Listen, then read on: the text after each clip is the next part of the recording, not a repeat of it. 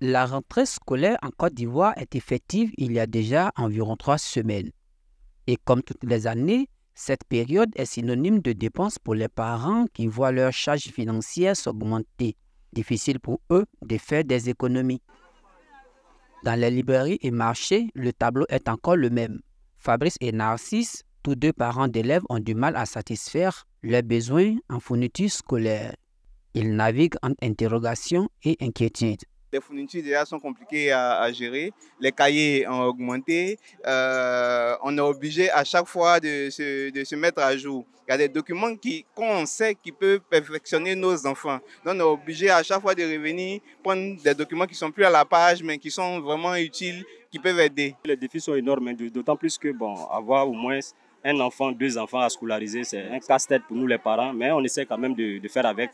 On essaie de faire avec, sinon c'est pas facile. Pour quelqu'un qui a déjà des enfants au secondaire, 2 enfants et puis avec peut-être 2 enfants aussi au primaire, c'est pas facile. Nous sommes des parents d'élèves, on est déjà dedans, on ne peut plus reculer. Donc on est obligé de faire avec, sinon franchement, les prix sont très élevés. Difficultés partagées par les élèves et les vendeurs. Je suis en classe de 4e, donc on n'a pas encore payé tous les fournitures. Les parents disent on n'a qu'à attendre peut-être. Quand la rentrée va bien commencer, nous allons payer les fournitures. Il y a 3 enfants à l'école. Les maîtres là n'ont qu'à patienter. Actuellement, le pays est dur. Avec la cherté de ce pays-là, ce n'est pas tous les parents qui ont l'argent à l'air là pour payer toutes les fournitures des enfants. Avant, ça marchait bien, mais dans ces temps-ci, là, ça ne marche pas. Tout est vendu à l'école. Ils ont changé les livres. Chaque année, il y a beaucoup de livres. Les livres qui sont sur les marchés, on ne peut pas les compter. Il y a trop de livres. On ne sait pas ce que nous-mêmes on va chercher pour vendre. Il y a plein de parents qui n'ont pas les moyens pour aller à la librairie. Il y a plein qui n'ont pas les moyens pour aller dans les grandes surfaces. Ils viennent se ravitailler ici.